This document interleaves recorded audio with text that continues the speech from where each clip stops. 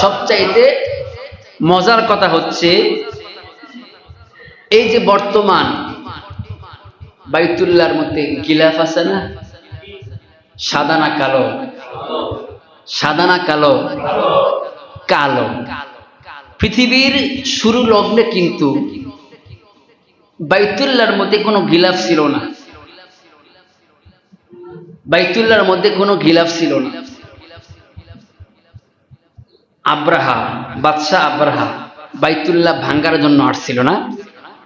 বাদশাহ আব্রাহা আল্লাহর ঘর ভাঙ্গার জন্য আসছে। এমন আরেক বাদশাহ ছিল ইয়ামানের বাদশাহ, বাদশাহ হুমায়ুন। সে দেখলো বাইতুল্লাহর প্রতি মানুষ খুব আকৃষ্ট, খুব দুর্বল, খুব নমনীয়তা প্রকাশ করে।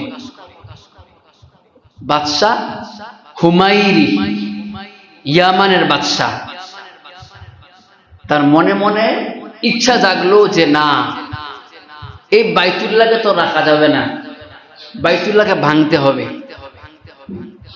নবী আলাইহিস সালাতু ওয়াস সালামের 1000 বছর আগের ওয়াকিয়া। এই বাইতুল্লাহকে রাখা যাবে না, বাইতুল্লাহকে ভাঙতে হবে। শুধু নিয়ত করছে। বাদশাহ আব্রাহা তো হস্তি বাহিনী নিয়ে আসছে, সে আসে নাই, শুধু নিয়ত করছে। নিয়তের ফল কি হয়েছে? সে প্রস্রাব করে রক্ত বের হয়। নাউজুবিল্লাহ বলেন। বাদশাহ হুমায়ুন প্রস্রাব করে রক্ত বের হয়। ডাক্তারে শরণাপন্ন হইল। তারা বলল আপনি মনে হয় ভালো কোনো নিয়ত করে না। এমন কোনো নিয়ত কি আছে যেটা আপনার খারাপ? ভালো নিয়ত না এমন কি আছে? সে বলতেছে হ্যাঁ, আমি তো বাইতুল্লাহকে ভাঙার জন্য ইচ্ছা করছি, হয়তো তার জন্যই আপনার এই রোগ। এই রোগ সারানোর মতো ক্ষমতা পৃথিবীর মধ্যে, এই জগতের মধ্যে কোনো ডাক্তার জন্ম হয়নি। এখন তার মনের মধ্যে ধাক্কা লাগছে, বলে আল্লাহ, ও আল্লাহ, আমি তো মনের অজান্তে ভুল করলাম। তুমি যদি আমাকে শেফা দান করো, আমাকে যদি মুক্তি দান করো এই রোগ থেকে, তাহলে আমি তোমার ঘরের মধ্যে গিলাফের ব্যবস্থা করি, আমি তোমার ঘরের মধ্যে চাদরের ব্যবস্থা করবো। মালিক, আমি তো মনের অজান্তে ভুল করলাম, আল্লাহ আমাকে ক্ষমা হবে না? তুবু ইলাল্লাহি তাওবাতান নাসুহা। বাদশাহ হুমায়ুন এমন ভাবে তওবা করছে, তওবা করার ফলে আল্লাহ তাআলা, আল্লাহ পারে না? কি পারে না আল্লাহ? কি পারে না আল্লাহ? আপনার আল্লাহ কি পারে না? আমার আল্লাহ কি পারে না? আপনাদের কি মনে হয় সব পারে? এটা সবাই বলছে? সবাই বলছে কথাটা? বললে কি এই আওয়াজ হইতো না বাড়তো? আল্লাহ সব পারে, এই স্বীকারোক্তি আমরা দিতে অক্ষম। আমরা নারাজ হয়ে গেলাম। কই কেউ তো, অনেকেই তো এটা সব পারে এই কথা বলেন। রেডি আছেন তো? রেডি আছেন? আল্লাহ খুশি করবেন না শয়তান খুশি করবেন? আল্লাহ খুশি করবেন না শয়তান খুশি করবেন? আল্লাহ না শয়তান? আল্লাহ না শয়তান? আওয়াজ দেওয়া হবে, আল্লাহ না শয়তান? আল্লাহ কি পারে না? আল্লাহ কি পারে না? আপনার আল্লাহ কি পারে না? আপনার মালিক কি পারে না? আমার আল্লাহ সব পারে। আলহামদুলিল্লাহ বলে।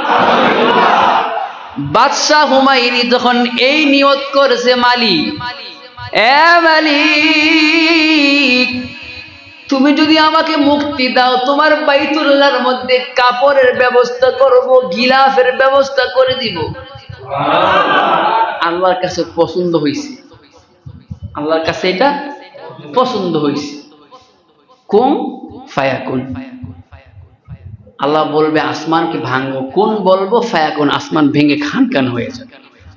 তো আসমান যদি কোনের দ্বারা ফায়াকুন হইতে পারে, একজন মানুষের প্রস্রাব ভালো করতে কি আল্লাহ পারে না? কোনের মাধ্যমে পারে না? আল্লাহ পারে না? ও বাবা, বাদশার রোগ বাবা ভালো হয়ে গেছে। কোন বলছে ফায়াকুন ভালো হয়ে গেছে।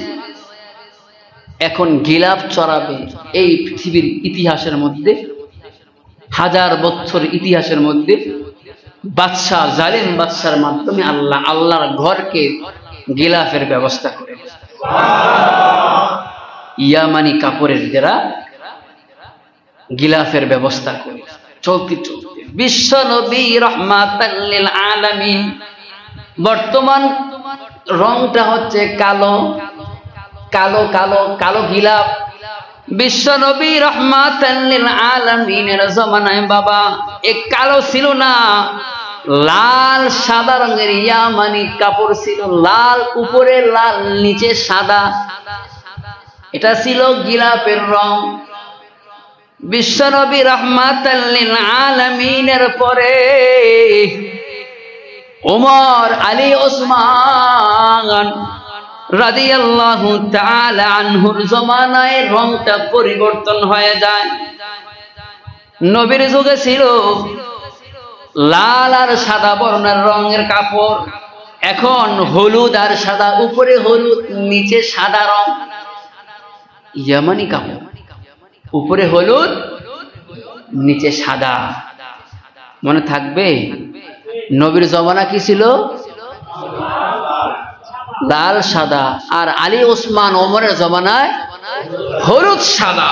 বাবা পালাক্রমে খলিফা নাসিরের জমানায়, নাসিরের শাসনামলে ওই রং কিন্তু বাবা পরিবর্তন হয়ে যায়, সবুজ আর সাদা, উপরে সবুজ নিচে সাদা, উপরে সবুজ নিচে সাদা। তার শাসনামলে এই রংটা আর বাবা চয়েস হয় না, না রে না, এমন একটা রং দিব, এমন একটা কালার আমি চয়েস করব যে কালারটা কিয়ামত পর্যন্ত খিলাফের কাজে ব্যবহার হইবে। ওই রংটা হচ্ছে কালো রং। বর্তমান কালো, 1000 বছর ধরে বাইতুল্লাহর গিলাফটা কালো কালোই আছে, আর পরিবর্তন হবে না বাবা। বাদশাহ হাজ্জাজ ইবনে ইউসুফের বেলায়ও এই কালো গিলাফটা কিন্তু রং আর পরিবর্তন করে নাই, রং পরিবর্তন করে নাই।